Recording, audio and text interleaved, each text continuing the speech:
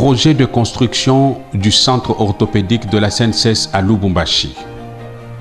En 2016, au mois de janvier, un membre du gouvernement central de l'époque procédait ici, sur ce terrain de 6 hectares, à la pose de la première pierre pour la construction d'un grand centre orthopédique, initiative de la Direction générale de l'ex-INSS, actuelle SNCS, sous la conduite de Mme Agnès Mouad Nawej Katang, initiatrice de ce projet, dont les travaux commenceront en 2017.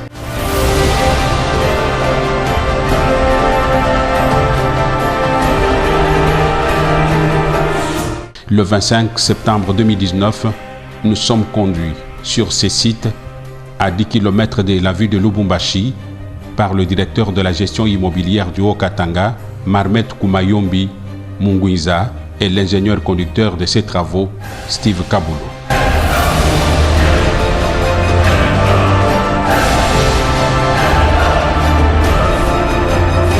Deux ans après le début des travaux, c'est un véritable bijou qui pousse en ces lieux, le centre orthopédique de la SNCS Lubumbashi.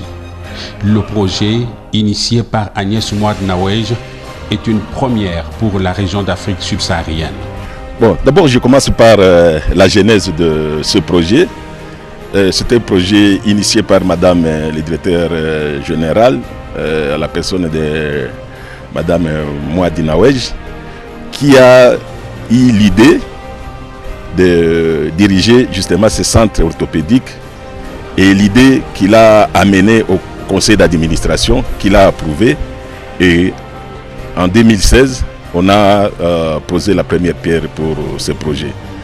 En fait, ça a été dicté par quoi? Par d'abord la situation géographique de cette province, à l'époque le Grand Katanga, où vous avez autant des usines minières, des entreprises minières, avec tout ce que cela emporte comme risque dans l'exploitation minière. Il y a trop d'accidents. Alors, comme assureur social, la Caisse nationale de sécurité sociale a trouvé mieux justement diriger un centre orthopédique qui pourrait prendre en charge justement tous ces accidentés du travail, non seulement dans les mines, mais aussi dans d'autres secteurs de la vie.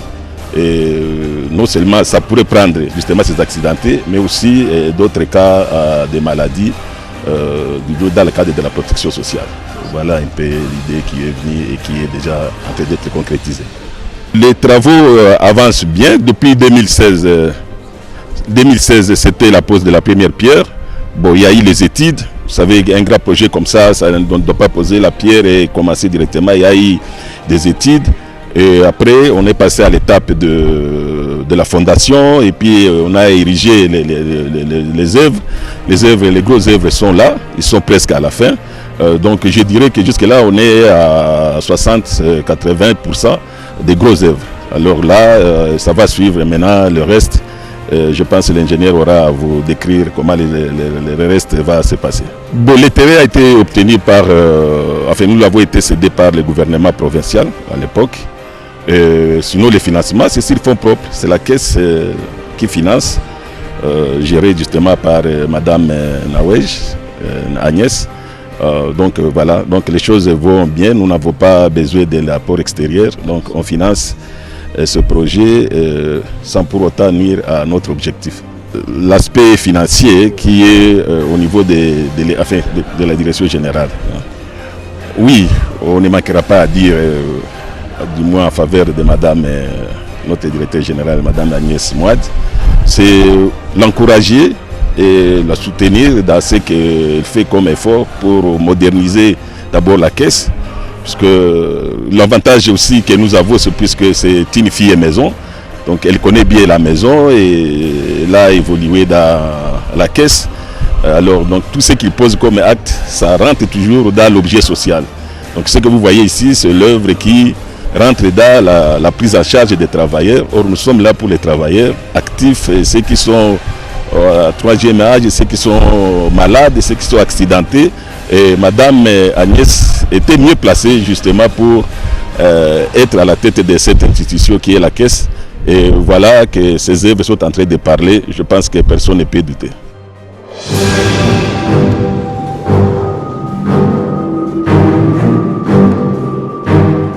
La visite guidée nous permet de retenir que le centre orthopédique comprend un bâtiment principal avec un rez-de-chaussée composé de 82 pièces et d'un étage de 34 pièces, un atelier orthopédique de 25 pièces où les prothèses devraient même être fabriquées localement. La CNSS, ce n'est pas seulement la prise en charge des retraités, mais nous avons aussi la mission de prendre en charge les risques professionnels. Et parmi les risques professionnels, il y a les accidentés. C'est ainsi que l'autorité avait bien réfléchi et bien mûri l'idée de faire un projet sur un bâtiment, un centre orthopédique, justement pour venir en aide aux accidentés. Alors c'est ainsi qu'il a été choisi dans la ville de Lubumbashi, l'érection de ce grand centre, afin que nous puissions prendre en charge nos accidentés et que nous puissions répondre à tous leurs desiderata. Alors ici nous avons le centre orthopédique. C'est un grand centre comme vous l'avez déjà vu et visité. Nous avons un grand bâtiment qui a vocation sous-régionale. C'est un grand bâtiment pratiquement dans l'Afrique centrale. Alors il est là et nous sommes en train de rouler avec les travaux et tout se déroule merveilleusement bien. Le centre en lui-même, il est, si je peux le subdiviser en quelques parties, nous avons le bâtiment central. Ce bâtiment est constitué, il est composé de 2 niveaux, le rez-de-chaussée et l'étage. Alors, au rez-de-chaussée, nous avons ce que nous avons appelé les cabinets des médecins. Tous les médecins ont leur cabinet sur place. Ils peuvent consulter et traiter au cas échéant nos malades. Alors, à l'étage, nous avons tout ce qui est administratif, parce que le centre en soi sera érigé en une direction. Alors, tout ce qui est administratif, à ce qui concerne une direction, sera au niveau de l'étage. À part le bâtiment principal, aussi le bâtiment principal, pour me revenir, nous avons une partie qui va comporter la salle des urgences, qui sera combinée avec un bloc opératoire. Lequel bloc opératoire sera composé de 4 salles d'opération qui pourront fonctionner au même moment. À part le bâtiment principal, nous avons ce que nous appelons les services généraux. C'est tout ce qu'il y a comme lingerie, buanderie pour l'entretien et la propriété même du centre. À part les services généraux, nous aurons l'atelier orthopédique. L'atelier orthopédique, c'est pratiquement même le cœur du centre. C'est là que nous allons produire tout ce que nous allons utiliser dans le centre. Les prothèses et le reste, ça sera produit sur place, exposé et même utilisé ici sur place. À part l'atelier orthopédique, nous avons bien sûr les salles d'hospitalisation où nous allons interner nos malades. À part les salles d'hospitalisation, nous aurons en plus une salle de récupération, de kinésithérapie qui va comprendre aussi en son sein une piscine de rééducation. La capacité totale, nous allons jusqu'à 200 lits. Mais dans un premier temps, nous allons lancer le centre avec 60 ou 80 lits et nous allons ajouter progressivement. La main-d'œuvre, c'est ça, la main-d'œuvre locale. Donc d'ailleurs, je vous informe qu'à ce niveau, il y a déjà une équipe qui est en formation à l'extérieur du pays pour travailler dans l'atelier. Et donc, nous n'aurons pas à recourir à la main-d'œuvre extérieure, ce sera la main-d'œuvre locale, donc les Congolais qui vont travailler dans cet atelier, qui vont fabriquer tout ce qu'il y aura comme prothèse et le reste. Nous avons les partenaires pour les travaux. Ce n'est pas pour juste pour les financements, non, pour les travaux et les études qui s'en suivent. Nous avons des partenaires, effectivement, nous avons des Allemands, nous avons des Sud-Africains avec qui nous travaillons. Et d'ailleurs, l'atelier que vous avez vu, que nous avons visité ensemble, c'est vraiment, nous l'avons fait sur recommandation de nos partenaires qui sont venus de l'Allemagne.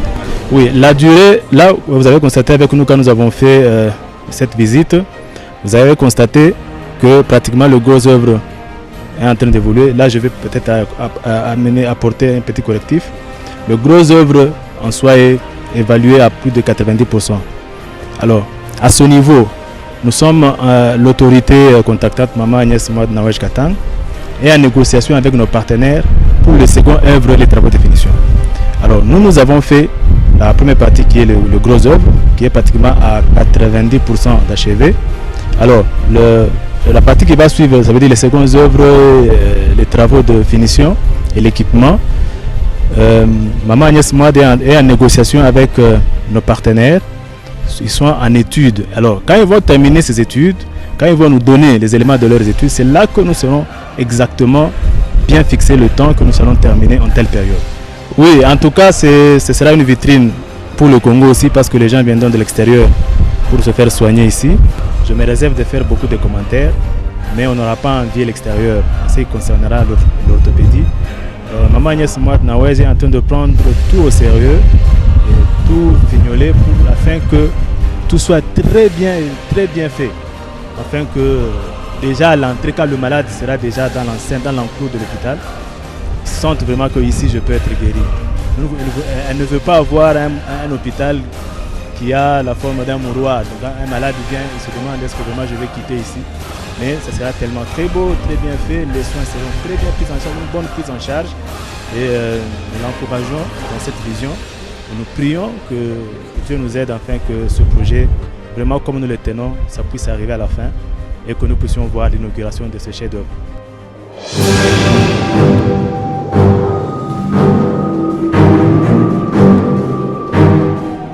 Il y a aussi une salle de kinésithérapie avec 17 pièces et une piscine de rééducation pour les malades. 2 salles d'hospitalisation A et B de 25 pièces chacune, dont l'une VIP et l'autre ordinaire. Un bloc opératoire avec 4 salles d'opération connectées aux urgences et enfin des services généraux et un cafétéria. D'une capacité de 200 lits, ce centre orthopédique, dont le personnel local est déjà en formation grâce au partenariat avec des experts allemands, dispose déjà de tous les équipements. Mais pourquoi un tel ouvrage dans la ville de Lubumbashi et non ailleurs? Entre autres cela, effectivement, puisque c'est là où justement nous trouvons la grande main-d'œuvre en République démocratique du Congo. Vous allez trouver, c'est vraiment dans les domaines miniers où il y a la grande main-d'œuvre, mais aussi il y a le plan géographique. Comme c'est un centre qui n'a pas seulement la vocation régionale, disons nationale, le centre va prendre aussi en charge d'autres accidentés et d'autres malades professionnels qui viendraient d'autres pays voisins. Et le Lubumbashi, compte tenu de ces infrastructures, puisque l'aéroport international est là, donc les malades qui viendraient, disons les accidentés qui viendraient d'autres pays, donc ils ont la possibilité d'atterrir sur Lubumbashi et d'être pris en charge directement. Donc voilà un peu aussi le choix qui a motivé justement ce projet à Lubumbashi.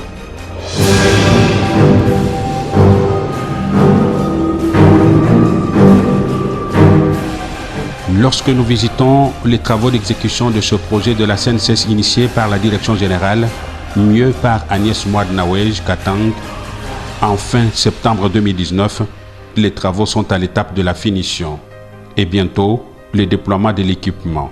Le centre orthopédique de la CNSS est une fierté pour l'entreprise et le pays, et ce, d'autant plus que des risques professionnels font partie des innovations de la nouvelle loi sur le régime général de la sécurité sociale.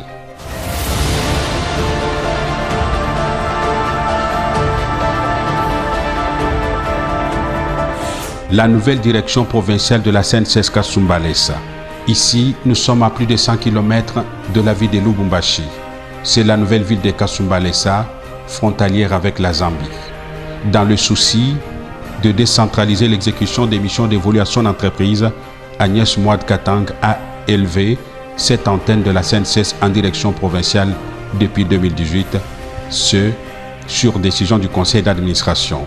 Et ce bâtiment qui pousse également en ces lieux est sur le point d'être achevé et il est destiné à abriter cette nouvelle direction.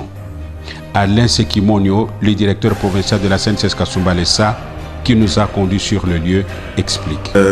Cette antenne, jadis, elle était une antenne, comme vous venez de le dire, elle a été élevée au rang de direction sur base d'une décision du conseil d'administration de mai 2018 et j'ai pris mes fonctions en tant que directeur, c'était le 6 juin 2018. C'était une antenne, mais la direction générale des conseils d'administration a évalué les activités, premièrement les activités, et puis la juridiction, parce que nous sommes ici, nous ne gérons pas que Kasumbalesa, nous gérons Mokambo, Kisenda, Sakanya, et c'est jusqu'à 120 km. Donc vous comprenez que la juridiction était tellement grande pour cette antenne qu'il y a des employeurs jusqu'à Sakanya, la frontière, jusqu'à vers la frontière zambienne.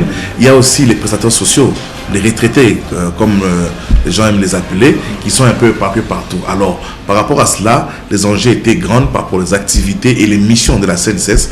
Les conseils d'administration et la direction générale, dans sa vision de proximité, à être proche de ses employeurs et des prestataires sociaux, ils ont bel et bien décidé d'élever cette antenne en direction, qui se porte bien jusqu'à ce jour aussi. On était une antenne, nous sommes une direction, comme quand nous devenons une direction, même la visibilité, elle est autre.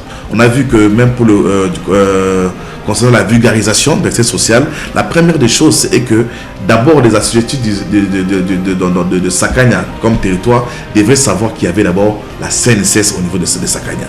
Alors, il fallait d'abord un édifice qui répond aux normes, aux standards internationaux.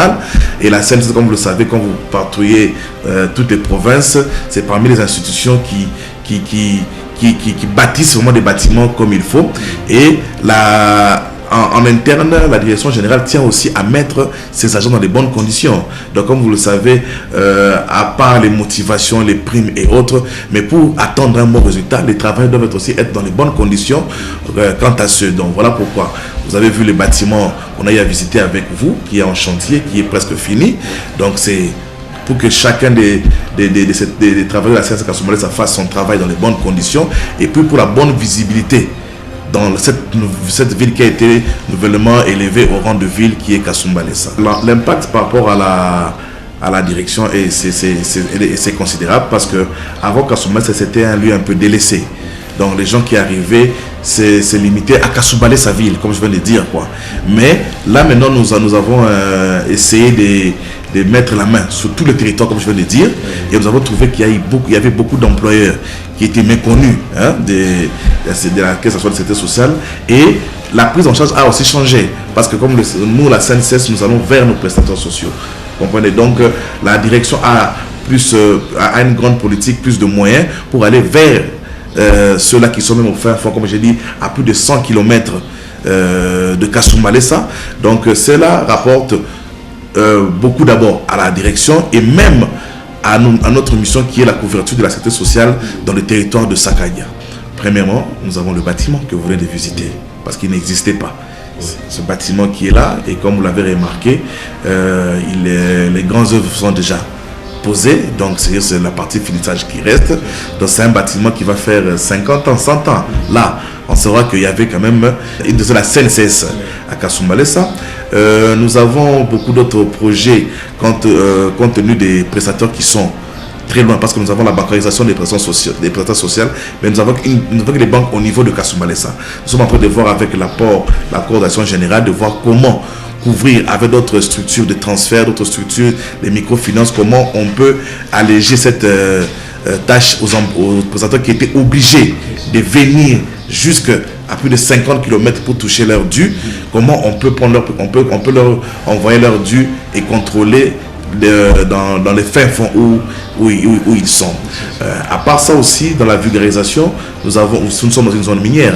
Donc comme vous savez, la branche de risque professionnel est couverte par la CNSS. Nous avons sensiblement vulgarisé cette branche, et nous voyons que ça a beaucoup touché beaucoup plus les travailleurs, et ils commencent à faire pression auprès des employeurs qui minoraient, qui voulaient cacher un peu les effectifs, à venir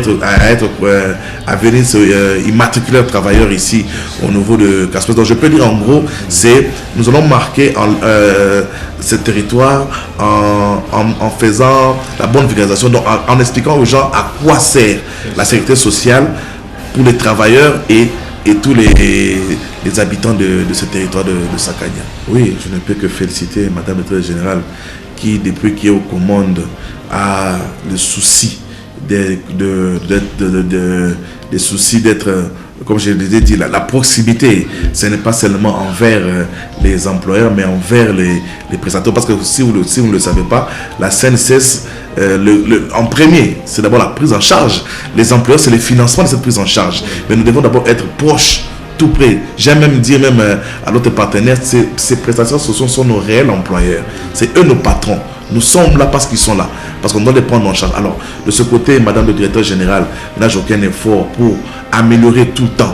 Comme vous savez, l'œuvre est humaine, ça peut manquer des perfections, mais à chaque moment, elle essaye d'améliorer cette prise en charge. Voilà pourquoi vous allez voir que depuis un temps, il y a même l'ouverture de beaucoup d'antennes dans les lieux même les plus reculés du pays, parce que nous savons que dans ce coin, il y a des présentateurs sociaux qui sont pris en charge par la CNSS. Donc de ce côté-là, je ne peux que toujours encourager Madame le directeur général de continuer ainsi et mettre toujours les présentateurs sociaux au centre de sa mission.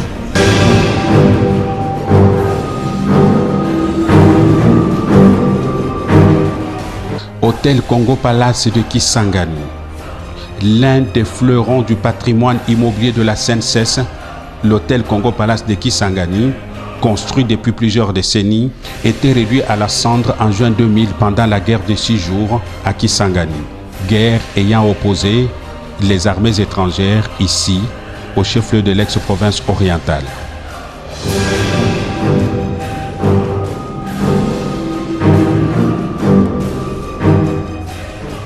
Le vendredi 4 octobre 2019, nous sommes conduits par le directeur technique Dieudonné Kombanyeka, l'ingénieur en bâtiment Ardingoy et l'architecte Ardien Moutoba sur le site de l'hôtel Congo Palace de Kisangani. Un véritable miracle opéré également à l'initiative d'Agnès Mouad Nawezi Katand, au moment où personne ne croyait plus à la résurrection de ce qui ressemblait déjà à un cadavre en putréfaction. Des décombres et des ruines de la guerre des 6 jours est aujourd'hui né cet imposant immeuble.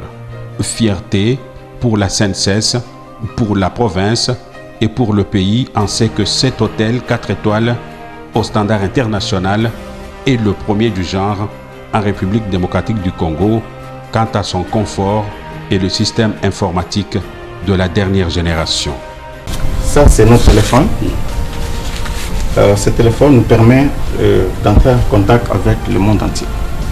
Pas seulement les services de l'hôtel, vous pouvez aussi appeler l'extérieur. L'extérieur peut aussi vous appeler. Dans les grandes suites, les téléphones sont avec écran. Ce sont des téléphones IP. C'est-à-dire, quand quelqu'un vous appelle, vous le voyez, l'intranet. Vous voyez l'identifiant de celui qui vous appelle. Okay. C'est monsieur tel, bien c'est la chambre telle, bien c'est le numéro tel qui m'appelle. Là, si vous voulez répondre, si vous ne voulez pas, là, vous ne répondez pas. Et quant à ces interrupteurs, celui-ci, c'est pour ces spots. Donc ça s'allume par option. Si je veux l'allumer, je l'allume. Si je ne veux pas, je ne veux pas l'allumer. Donc ça sert juste pour, si je vais lire, je suis au lit, je veux lire, je l'allume. Là, je suis là en train de lire. Ça va me permettre de bien lire.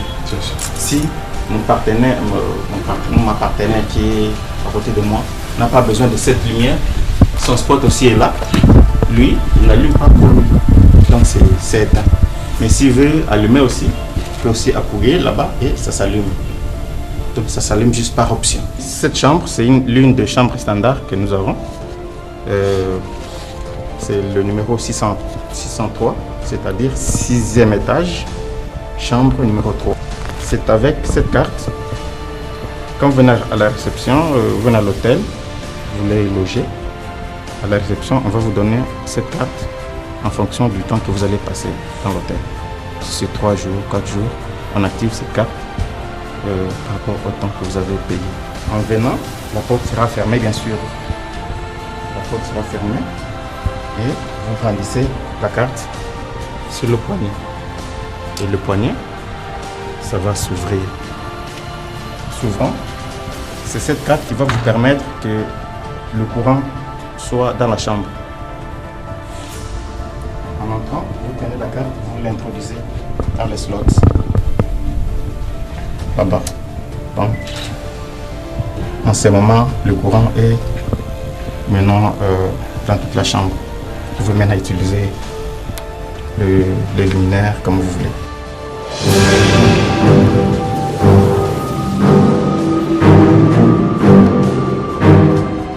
avec un rez-de-chaussée, 5 niveaux habitables, 2 étages techniques, soit 8 niveaux au total. Congo Palace, non seulement réhabilité mais rénové à partir de 2015, comprend 25 chambres standards bien équipées avec un système d'électricité à la carte magnétique, des chambres, des meubles confortables, télévision intelligente et des sanitaires dotés d'un système de détection de présence. Congo Palace Hotel comprend également des suites seniors et des suites juniors, mais également des suites présidentielles avec vitres et portes blindées, anti-balles pour une sécurité maximale des passagers.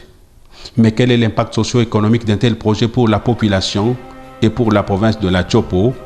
Dieudonné Kombonyeki, le sous-directeur technique qui nous a accompagnés sur le lieu, explique, ici détendu, dans l'une des suites présidentielles pour la circonstance. Par rapport au début des travaux de réfection ou de réhabilitation de l'hôtel Congo Palace, cela remonte à 2015. Mais est-il qu'il y a eu beaucoup de travaux qu'on a envisagés par la suite, qui est parti d'une simple réhabilitation à une rénovation adaptée telle que vous l'avez constaté. Ça fait partie du patrimoine immobilier de la Caisse nationale de sécurité sociale. Dans la politique de gestion de l'INSS à l'époque, aujourd'hui la Caisse nationale de sécurité sociale, les fonds proviennent des cotisations sociales que nos partenaires employeurs payent pour financer le régime général de sécurité sociale. Alors, dans sa politique de gestion, la Caisse nationale procède aux investissements qui pourront prévenir l'avenir.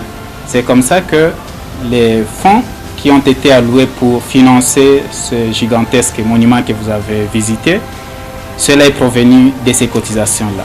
Alors, on a dû utiliser les cotisations pour investir en vue de l'utilisation dans l'avenir.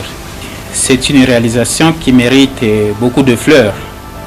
Vous l'avez constaté, ce patrimoine existe depuis très longtemps. Et cela était déjà à un état beaucoup plus délabré, avancé, mais avec la ferme détermination, avec la volonté du conseil d'administration actuel, avec la ferme volonté de Madame le directeur général, on a décidé à ce qu'on puisse réhabiliter l'hôtel Congo Palace. Pas seulement réhabiliter, qu'on puisse rénover cela complètement. Et c'est cette rénovation que nous sommes en train de vivre aujourd'hui. Nous venons d'atteindre la dernière ligne droite qui amène à la fin de ces travaux. Vous avez constaté cela. Cela sous-entend qu'il y a eu une volonté de la part des dirigeants de la Caisse nationale de sécurité sociale pour pouvoir décider de bien investir le financement de la Caisse et prévenir beaucoup d'autres choses, comment le patrimoine de la Caisse nationale pouvait être augmenté par une rénovation des bâtiments d'un patrimoine tel que ce qui nous reçoit à ce jour. L'impact social d'un tel projet, monsieur le journaliste, nous pouvons constater avec vous, pour arriver à exécuter tous les travaux que vous avez constatés ici. Je pense qu'on a eu à recourir à la main-d'œuvre locale.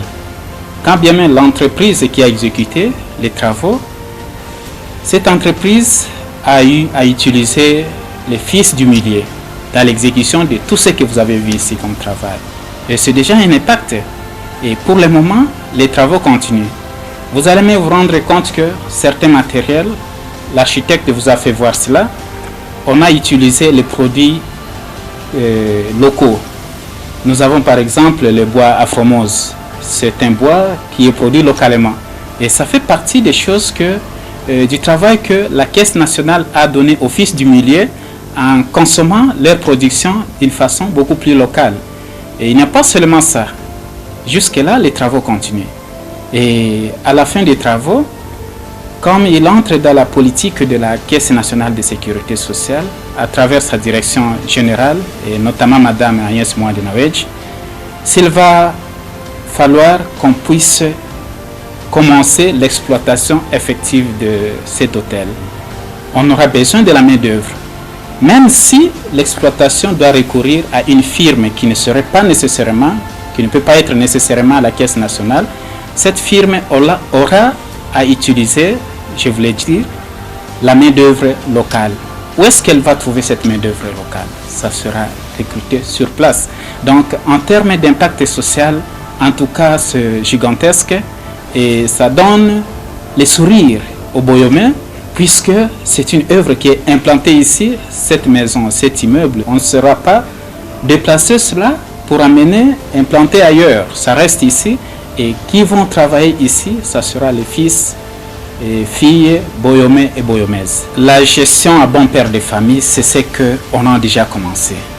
La Caisse nationale a activé le déroulement de tous les travaux jusqu'à ce jour à bon père de famille.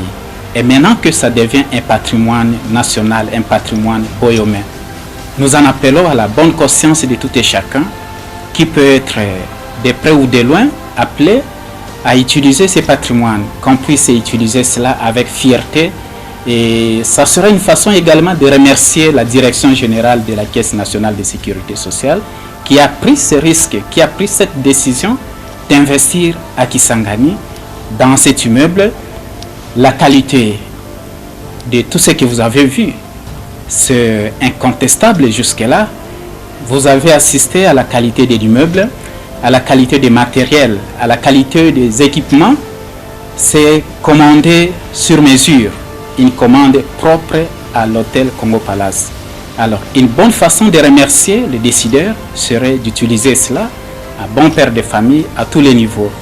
Et que dans l'avenir, que cela contribue au bien-être de la population, au bien-être de nos prestataires sociaux qui peuvent s'en servir d'une façon ou d'une autre. Et de surcroît, ça contribue à la fierté de toute une nation qui est notre pays, l'État congolais, également des yeux regardant sur cela. Ça fait partie des choses qui font la fierté de la Caisse nationale de sécurité sociale, qui est un établissement public installé dans notre pays, la République démocratique du Congo.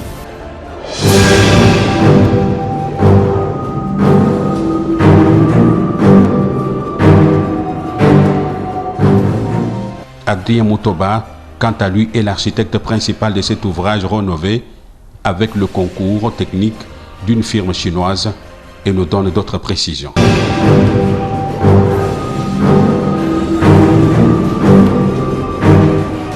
Effectivement, nous avons été désignés pour conduire et piloter les travaux de réhabilitation de l'hôtel Congo Palace. Comme vous l'avez vu tout à l'heure, c'est une unité hôtelière qui a à son sein 95 unités locatives. Nous avons 81 chambres standards. Nous avons 14 suites, dont une suite présidentielle, 3 suites seniors et 10 suites juniors. Nous avons un restaurant international, bien entendu. Nous avons des salons de réception pour les petites manifestations qu'on peut avoir ici à Kisangani. Et nous avons tout un tas de choses qui entourent l'hôtel pour donner le confort à ceux qui viendront pour utiliser cet hôtel ici à Kisangani. Nous sommes à Kisangani et à Kisangani, il y a une certaine spécificité. Alors nous avions voulu pour que ceux qui viendront à Kisangani, en dehors du fait qu'ils peuvent se nourrir avec les repas internationaux, mais aussi qu'il y ait les mets typique de Kisangani. C'est comme ça que nous avons un deuxième restaurant que nous avons placé ici au bâtiment annexe. Ouais, au départ, nous sommes venus pour une année, autour d'une année pour réaliser ces travaux. Mais en cours de travaux, il y a eu beaucoup d'événements qui ont fait que finalement le délai a été prolongé. Vous savez, aujourd'hui, la science évolue tellement et les choses évoluent tellement qu'il fallait qu'on se mette aux standards internationaux. Et ces standards nous ont amenés à refaire certaines études avec nos designers qui, heureusement pour nous, sont d'envergure internationale et qui ont personnalisé tout ce qui est comme décor, tout ce qui est comme intervention dans ces bâtiments et comme vous l'avez vu tout à l'heure. Là, nous sommes en train de chuter. Je crois que dans les mois qui suivent, nous allons inaugurer les bâtiments. Bien sûr, moi, je reste technique, c'est-à-dire que d'une façon technique, nous sommes presque à la fin. Nos autorités vont se charger de fixer la date exacte pour l'inauguration. Je voudrais dire, parce que j'en ai visité beaucoup, à l'intérieur comme à l'extérieur du pays, c'est la particularité qu'il y a à Congo Palace, c'est que tout a été fait sur mesure pour Congo Palace. Nous avons étudié chaque pièce, nous avons étudié chaque espace et tout ce qu'il y a comme mobilier, tout ce qui a été mis dans Congo Palace a été taillé sur mesure pour l'hôtel Congo Palace. C'est une particularité qu'on ne trouve pas dans beaucoup d'hôtels. Le système informatique, il est moderne. Nous avons les derniers systèmes informatiques avec la fibre optique qui va distribuer tout ce que vous voulez comme multimédia dans les bâtiments. Et nous avons la technologie, la dernière technologie en matière d'hôtellerie ici à Congo Palace. Écoutez, d'abord que les images que nous allons avoir dans les chambres, la communication que nous allons avoir, parce que là, Congo Palace sera relié partout dans le monde, partout tu peux te retrouver dans le monde, tu peux contacter Congo Palace, tu peux sortir de Congo Palace pour contacter le monde entier. Nous avons un data center qui est de la dernière modernité et ainsi d'autres paramètres informatiques. Ouais, je pense qu'au Congo, il n'y a pas dans tous les hôtels ces monoblocs. Là, nous avons un monobloc qui, lui, comme vous le dites si bien, un détecteur de présence, c'est-à-dire qu'il se met en mouvement lorsque besoin il y a. On n'a pas besoin d'activer un bouton ou un autre pour qu'il puisse se mettre en mouvement. Bien sûr que oui, vous savez, on a mis beaucoup de temps, on a mis beaucoup d'énergie, beaucoup de moyens à finaliser ces travaux et à les conduire. Vraiment, à mes frères de la Chopo, je vais leur dire de s'approprier d'abord cet équipement hôtelier dans un premier temps parce que c'est pour eux que nous avons fait ces travaux et aussi de les gérer comme un patrimoine et qui nous appartient à nous tous, un bon père de famille, une bonne mère de famille comme on le dit toujours d'habitude. Je ne suis pas sûr d'avoir exactement l'idée de ce que ça représentait parce que je m'occupe des aspects techniques de la chose et il y a tout un service qui s'occupe des aspects financiers. Je n'ai pas la maîtrise des chiffres, sinon je vous les aurais donnés.